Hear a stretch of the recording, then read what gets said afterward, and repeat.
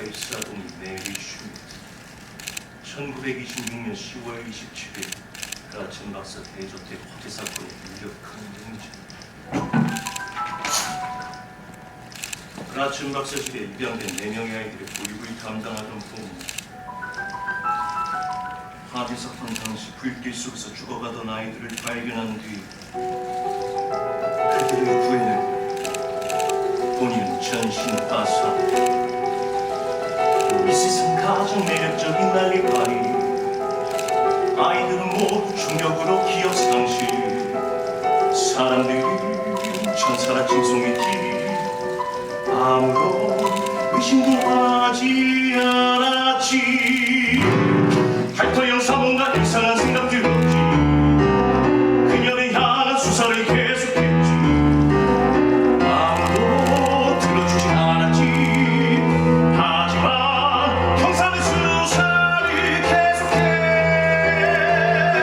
화재는 내부에서 발생했고 외부에서 강제 침입한 흔적이 없고 메리가 그라첸 박사 대저택 화재 사건에 방화범인 것이 확실합니다. 증거 불충분.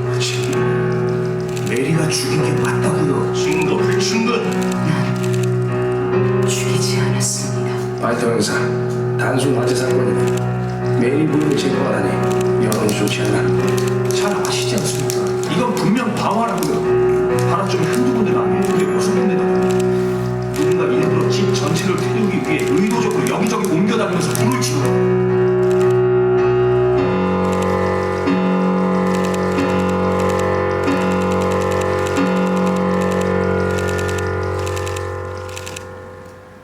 존경하는 재판장님, 저는 세간의 메리 포핀스 살인사건이라고 불리는 1926년 그라첸 박사 대저택 방화 사건의 유력한 용의자인 메리 슈미트를 고발하기 위해 이 자리에 서 있습니다.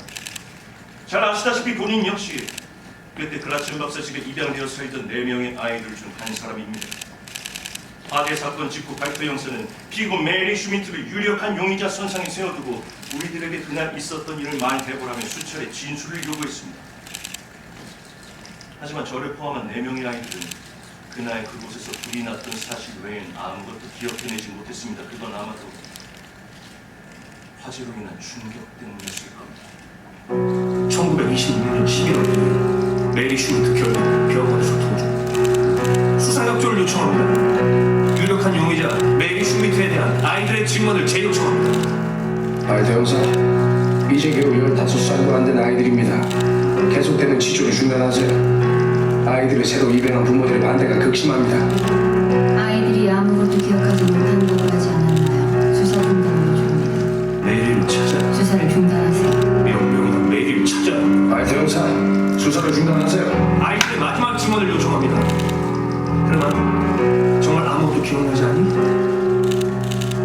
네, 기억나지 않아요. 끝났어. 기억 안 나요. 어떠냐? 전 아무것도 모르겠어요. 마지막으로 한스, 정말 아무것도 기억난다.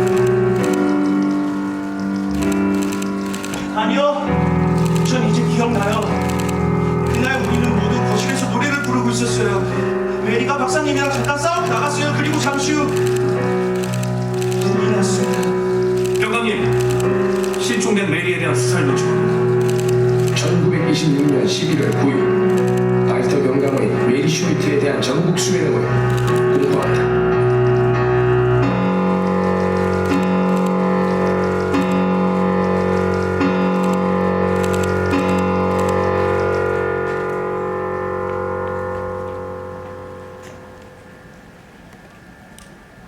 발트 형사는 그 후 10년이 넘게 저를 찾아왔습니다.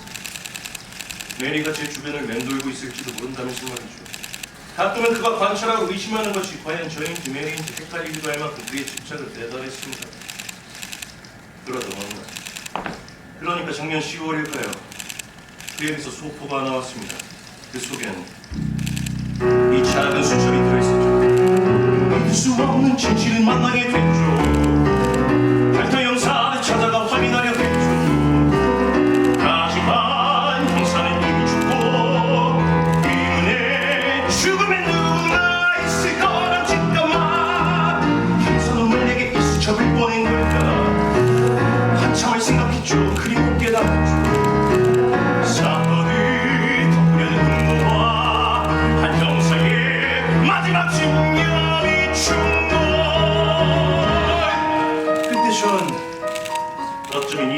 수첩이 위기에 빠진 저에게 좋은 기회가 되어줄 거라고 생각했습니다. 명망있는 변호사의 원인 없는 실수, 술 마시고 들어가 보기 좋게 졌던 재판, 이제 남은 건 추락할 위기의 젊은 변호사. 세상 모두가 나의 물락을 기대하지. 나를 다시 일으켜 세워둘 사건이 필요해. 세상 모두가 주목할 새로운 사건이 필요해. 나를 다시 일으켜 세워둘 사건이 필요해. 전 마침내 메리를 찾아냈습니다. 1938년 독일, 어수선한 세상과 전혀 상관없는 듯 조용했던 볼프라우츠 하우젠 도서관에서 화상을 입었던 그녀의 용모 글씨 사이